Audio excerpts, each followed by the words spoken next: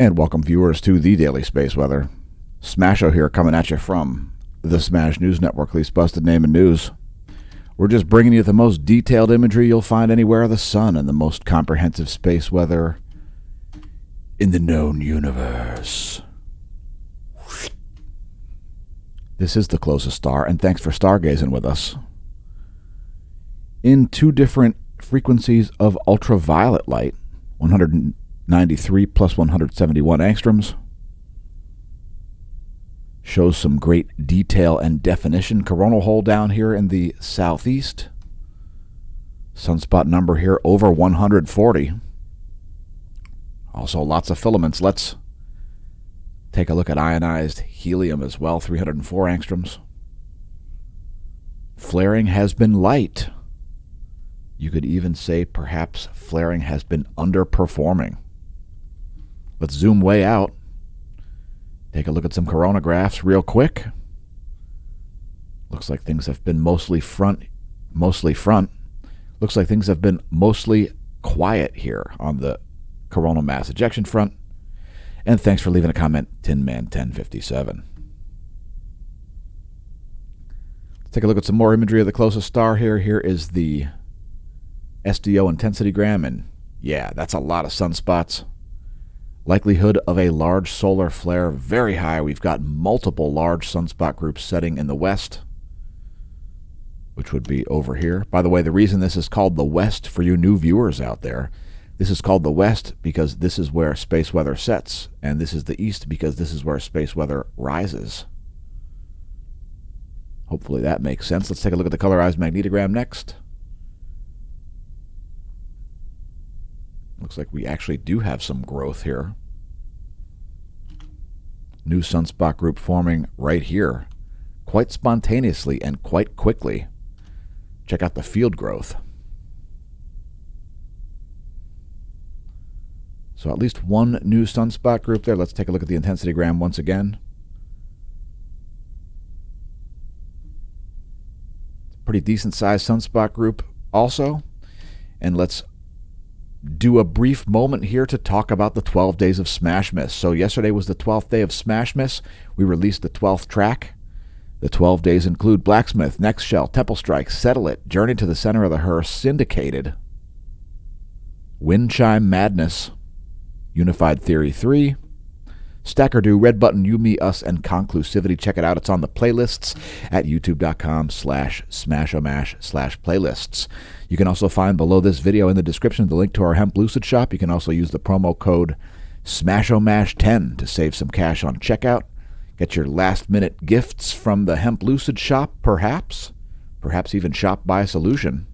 Again, save some money with our link.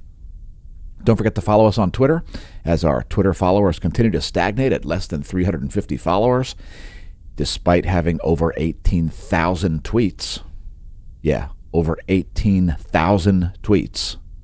Censorship is not fixed. Big Tech continues to mislead investors.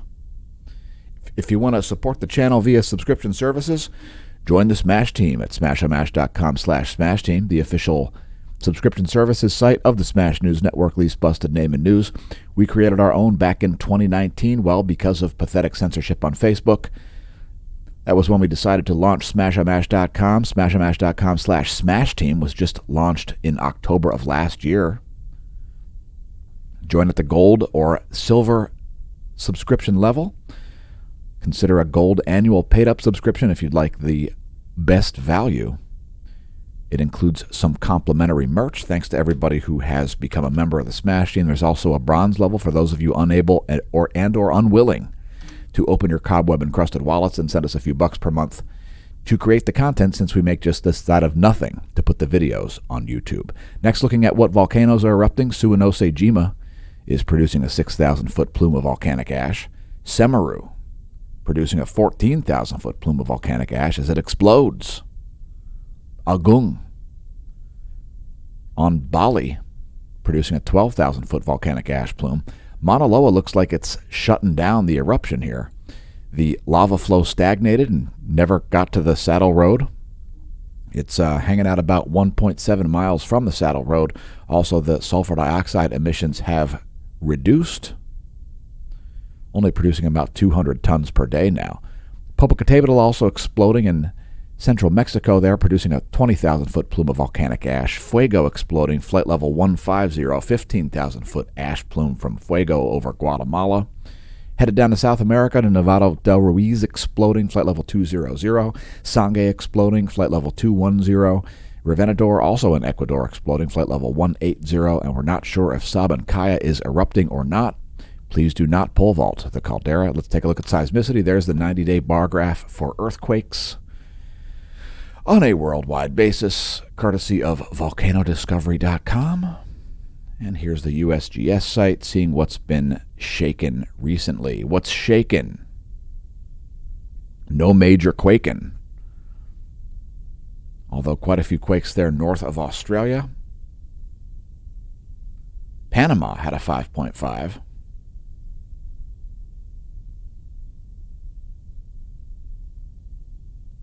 And Indonesia had a 5.3. I think the Panama quake was the largest of the past 24.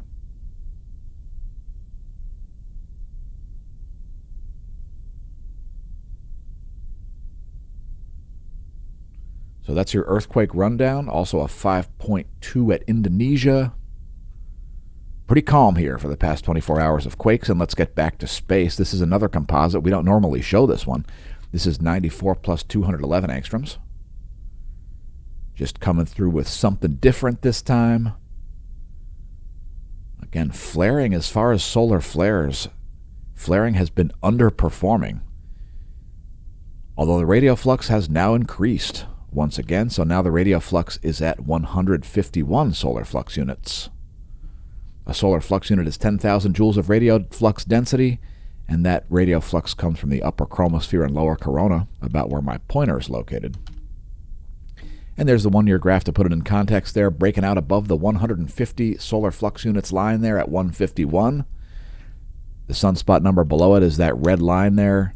That should put it in context on an annual basis for you. Space weather enthusiast dashboard here. NOAA not forecasting any space weather storms or geomagnetic unrest or anything like that. Expecting geomagnetic calm conditions for the coming 3 days. Next, we'll look at Earth's magnetic moment from space, as we do daily on the channel. As this is, you could say, the leading edge of space weather in a lot of ways. That's Earth to about 12 Earth diameters there, showing magnetohydrodynamic pressure. The units depicted here are nanopascals. That's Earth's magnetic moment from space for the last 4 hours. Here is Earth's magnetic moment from the ground, also for the last 4 hours.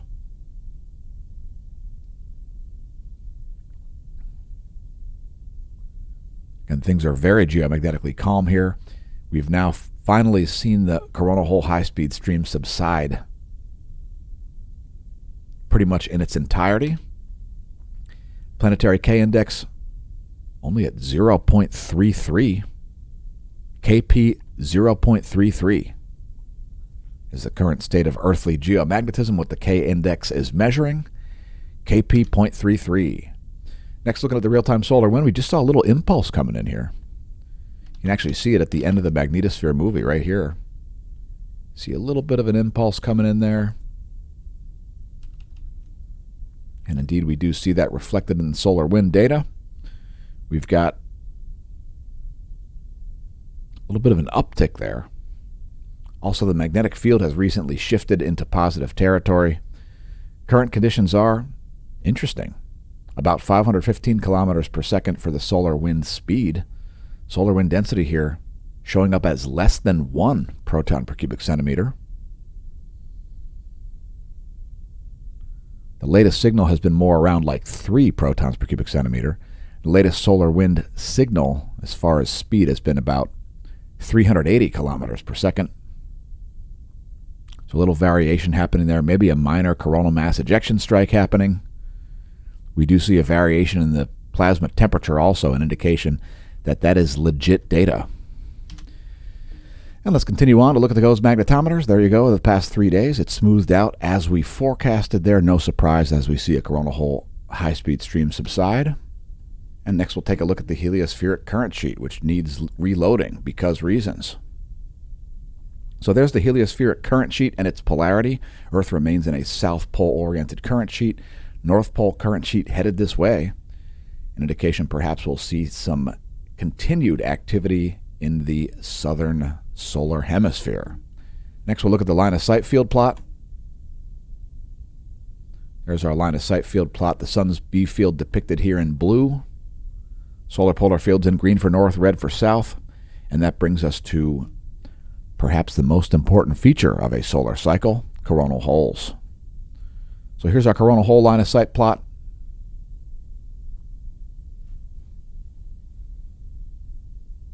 And we've got lots of South Pole-oriented coronal holes here, including one way down by the South Solar Polar region. An area that the South Solar Polar Field has to vacate before solar cycle 25 is fully underway here. We've still got North Pole-oriented coronal hole activity at the North Solar Polar region as well. It's kind of on the far side of the sun at the moment. It'll be coming around soon. Here's the last 24 from SDO 211 angstroms.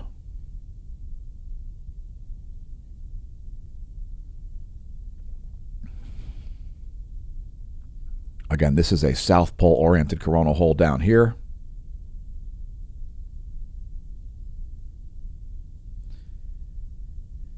And let's move to sunspots. Since we've got another group to get named today, this will be known as 3166. Right in here. That is definitely a new sunspot group. It's quite large. It could even be in charge. Let's take a look at some animations here from SDO, as we've got some great ones as always. You can see there the likelihood of solar flares quite high, including a significant possibility of X-class flares there, approaching 20% for X-class flares and getting over 30% there for M-class flares. So here's your SDO continuum plus 335 angstroms. Let's subtract the 335. There's the SDO continuum by itself. Sunspot 3165 is quite significant. Forming rapidly there, right in the Earth-facing portion of the solar disk. And here's the SDO magnetogram.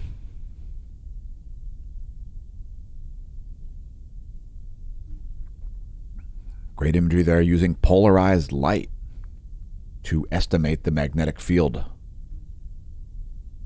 of the closest star.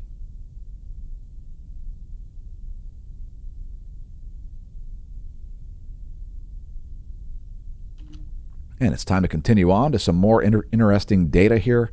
No spikes in the proton flux. We haven't had relativistic particles showing up for quite a long time here. No proton events. If we see a large flare, don't be surprised to see relativistic particles and polar radio blackouts. At the moment, we have had an increase in the X-ray flux profile. Once again, you can see the X-ray background levels there getting into the C-class range.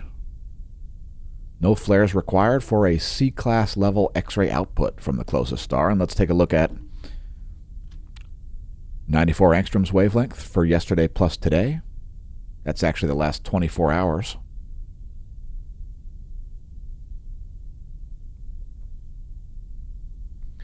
Again, potential for large flares is really, really high for these setting groups in the west. This new group here is magnetically complex as well. We'll look at the fields here a little bit later in the video. Well, that's what's going on. We do have a new active region also rising down here in the south.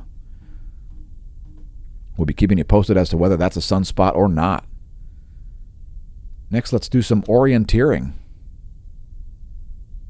This is what's going on above our heads here in Lehigh Valley, Pennsylvania.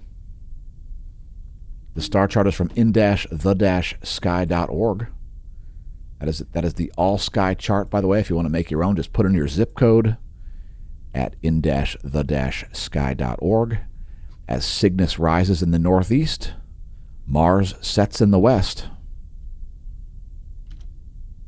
And here's a solar system forecast for you. We're going to go ahead 1 week, as this is where things are now. And that's where things will be on the 20th. The final full day of autumn will be the 20th of December. And we will have a crescent waning moon on that day. Next, let's look at coronagraphs. Here is yesterday's imagery from George Mason University. 85 frames, some minor CME activity happening there. Is it earthly directed? Well, the answer is not really. We don't think so. There's the 28 frames that we have from GMU for today. And let's take a look at the stereo A coronagraph, as well as the Soho-Lascaux C3. So stereo A is at Lagrange 5, Soho-Lascaux C3 is at Lagrange 1, in between the Earth and Sun. That would be over here on your right. Stereo A over here on your left. And for you new viewers, from the perspective of stereo A, Earth would be off on that sort of a line. It would be behind you from the perspective of the Soho-Lascaux C3 coronagraph. And yeah, things pretty calm here. We've got some CMEs mostly on the far side, it looks like. So not expecting to see any earthly impacts anytime soon. Let's take a look at the last 24 hours zoomed way out using Soho-Lascaux C2 and C3 and the SDO 304 angstroms wavelength.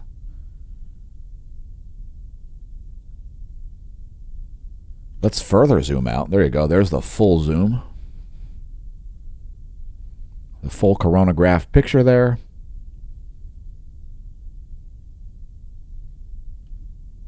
And let's take a look at filaments next. Quite a lot of filaments here. And we've been naming them after living people. We've got the Zelensky filament right here. The Putin filament looks like it's largely either collapsed or ejected. We've also got the Brittany Griner filament down here.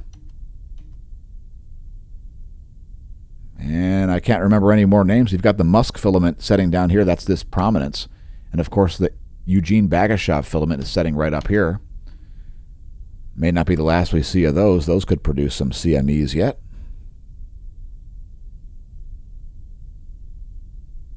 And did we name one the John Kerry filament? I think we may have named this one up here the John Kerry. I'm not sure. I can't remember. Let us know in the comments. If you'd like to name any filaments, tell us where they're located approximately. And we will attribute names of living people to solar filaments. Here's the last 24 hours from SDO 171 angstroms. 171 is our house favorite wavelength. It's just so shiny and golden. It shows the lower corona, and it's just great. It shows filaments, it shows coronal holes, it shows magnetic loops. Great imagery through which to view sunspots. Next, the last about 2.5 hours from the GOES 16 SUVi. It's what we stream regularly on the Twitch channel. If you haven't installed the mobile app, check out twitch.tv/smashomash. They've got a free mobile app that will actually alert you when we go live, unlike certain live streaming platforms, which barely function on their best day and don't function, period, on the rest. Looks like a little bit of activity kicking up right here from this sunspot group. Again, likelihood of major solar flares very high, and let's move into a bonus features. So here comes the satellite charging hazards readout, and looks like it's smooth sailing for satellites here at the moment. No charging hazards showing up there on the map. GOES electron flux here reaching back to more like nominal levels. Still kind of on the low side for the GOES electron flux. And there is the forecast model. No arguments there. That looks pretty legit to me. There's the 1-year graph from Solon.info. We'll take a look at the F ionosphere layer as well, as we do daily on the channel. The F layer located at 300 kilometers of altitude is where the GOES 16 and GOES 17 measure the electron flux. So let's take a look at the vibrational frequencies there at the bridge between Earth and space. I mean, 300 kilometers of altitude is space. You could make the argument that it's still the thermosphere or whatever. I don't know. I'm not interested in the arguments about whether Bezos made it to space or not. I just frankly don't care in the slightest. So this is a vibrational frequency. So we've got some significant low frequency anomalies once again happening. So let's take a look at the anomalygram. We've got some rapid swings there from high to low frequency.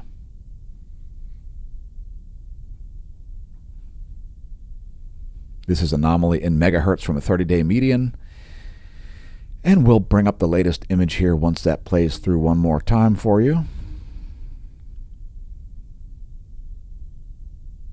And there's the latest image. That's 11:30 Universal Time ionogram, 11:30 Universal Time anomalygram. Some high-frequency anomalies showing up there in the Eastern Caribbean.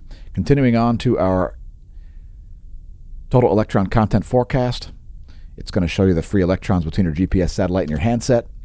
There is the still map from Australian Government Bureau of Meteorology. Lots of electrons there northwest of Madagascar. And here's a total electron content forecast. Again, we can expect to see this get a little bit more organized here, a little bit less chaotic as we see higher levels of electron flux. In the coming days, this should be a little bit less GPS errors. Check it out, seeing large errors here around Antarctica, around the North Polar region. A lot of free electrons here sort of out of place, as they're usually concentrated around the equator at noontime.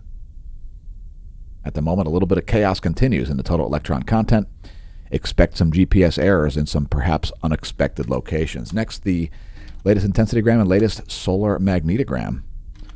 Now, this group down here, this active region, that is not a sunspot yet. That is just a plage. We do not see, there might be an umbra there. All right, well, that might be a sunspot. But in any case, at the moment, no well-defined umbrae. This group here, well, it's beta-gamma class. I think it might be beta-gamma delta class. Again, the possibility of major solar flares is very high, as we've got several large sunspot groups setting in the west. That's the most likely places to see major flares, in my opinion. Here's the rock back. And we'll do some more images here from SDO. This is 171 plus colorized magnetogram. And that data would be from yesterday plus today. And it's time to transition to meteorology. I realized over a decade ago that it's too easy to forecast the weather, so I needed a greater challenge. So why not forecast space weather? That was sort of the plan. So, yeah, thanks for joining us as I do so, because sometimes we just need a good challenge. By the way, congratulations on surviving the challenge of a global pandemic. Today's featured product is, actually there are two featured products. Today's featured product number one is Smasher Price My First Pandemic. It's a re-release. So pick up yourself a souvenir, perhaps. Maybe, how about a canvas-mounted print or a bath mat featuring featuring a masked planet? How's that been working, by the way? Did masks work during the Justinian Plague, the Black Plague, the Spanish flu, the H1N1, and other Asian flus?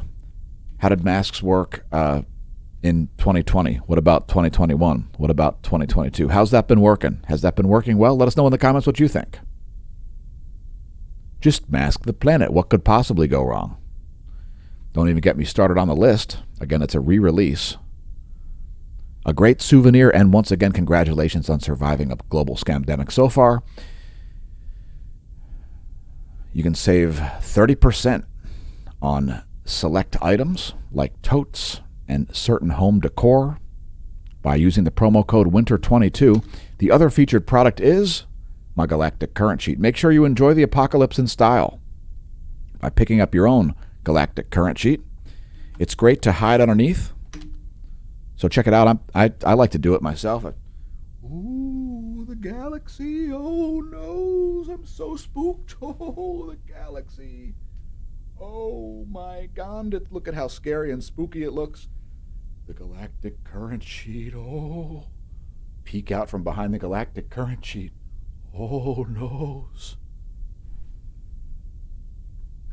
So make sure you have your own galactic current sheet and celebrate the end of days in style. Tell all of your bunker mates why the civilization has ended and so forth with our galactic current sheet. What could be better?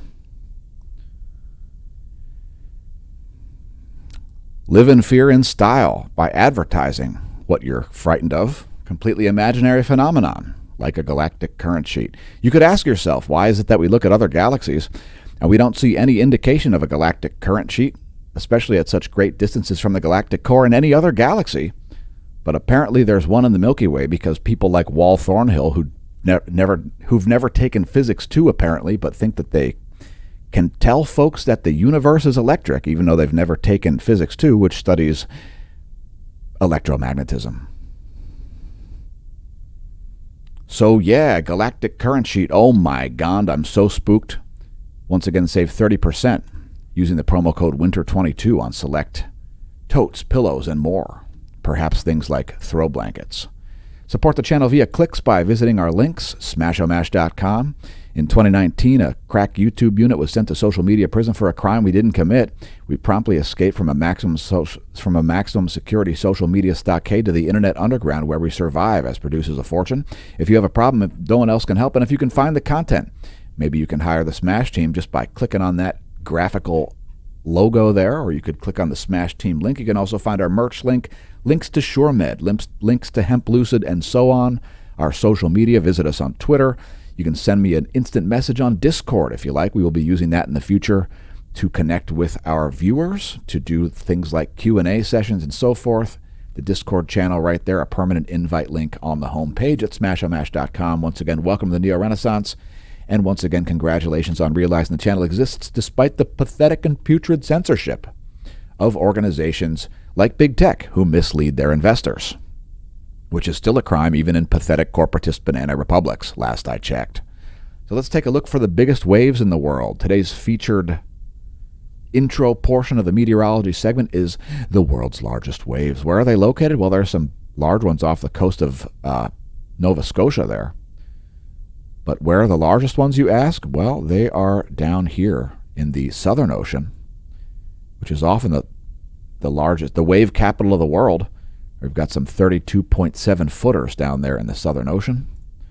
Probably not a lot of people around that area to enjoy them. It's a little bit of a desolate portion of the planet. So let's take a look at the jet streams here of the Eastern world. There are the Eastern world's jets. Some cold air making its way to southeastern Australia there. Some air straight out of the Southern Ocean there showing up in the southeastern portion of the island nation. Also probably a cold day for Tasmania. These are the surface winds of the eastern world. Like sands through the hourglass of time, these are the surface winds of the western world. We've got a convergence happening in the U.S. as a low pressure looms over like northern Texas, I believe is where it is. We'll show you more about that here in a minute. First, the jet streams. There are the jet streams of the west. Some huge bends in the jet stream there over North America. Here are the jet streams of the central world, Europe, Africa, and the Middle East. And these are the surface winds.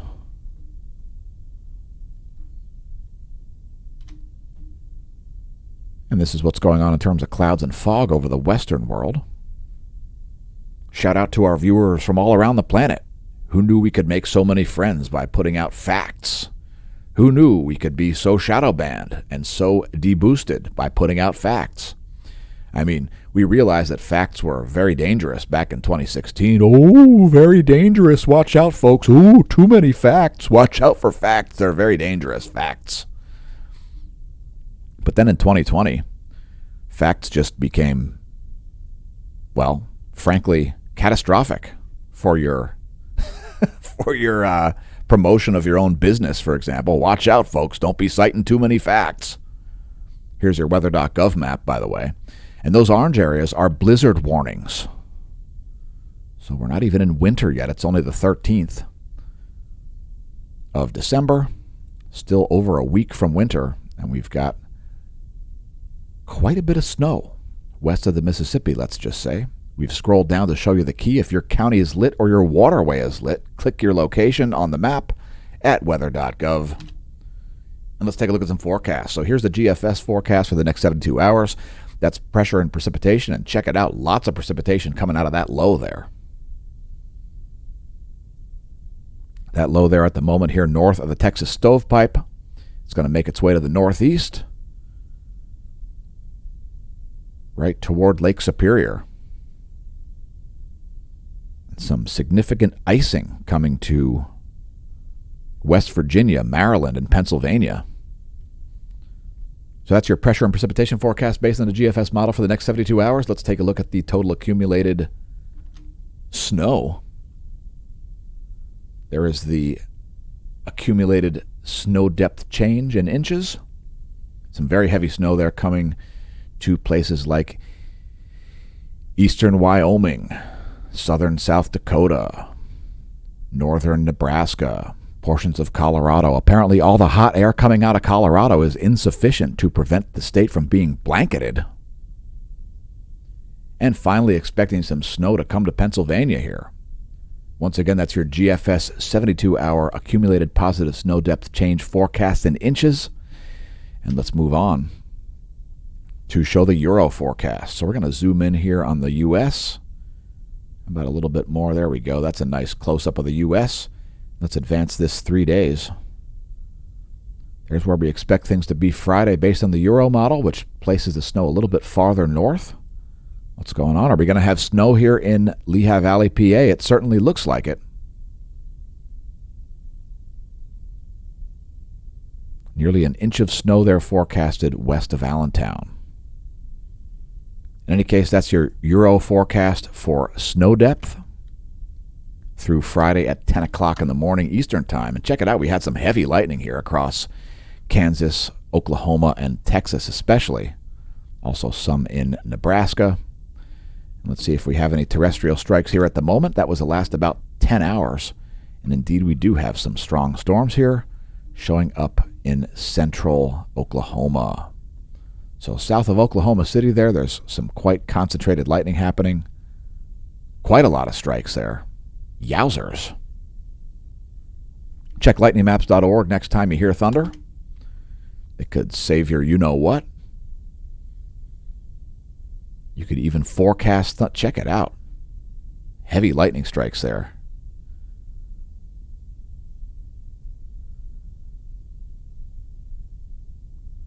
In between Dallas and Oklahoma City, especially moving toward Tulsa.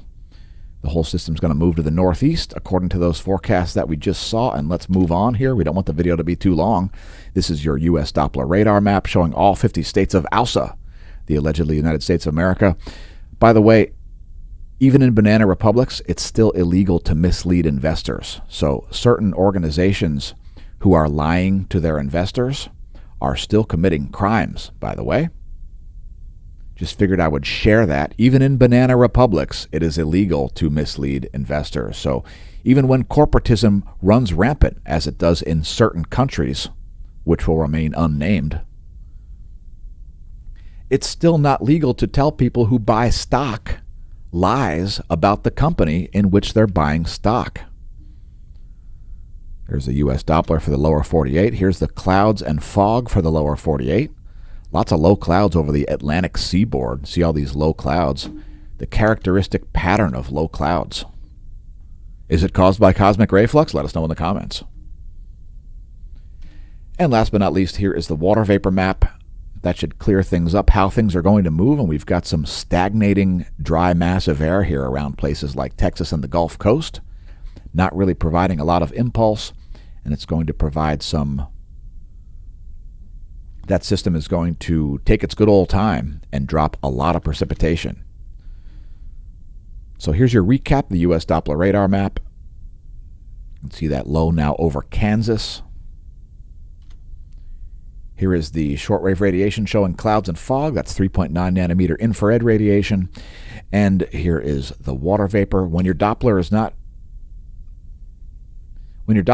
doing it for you, try the water vapor map if you understand that this dry, massive air here is more massive at a given temperature and pressure than this air here. You'll really be able to forecast your weather, I would suspect, In any case, thanks for tuning in to the Smash News Network, least busted name in news. I've been your host, Dan, a.k.a. Smash-A-Mash, signing off from behind the galactic current sheet.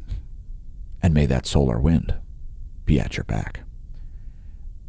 Opinions expressed in this video, not necessarily the opinions of Smash News Network, least busted name in news.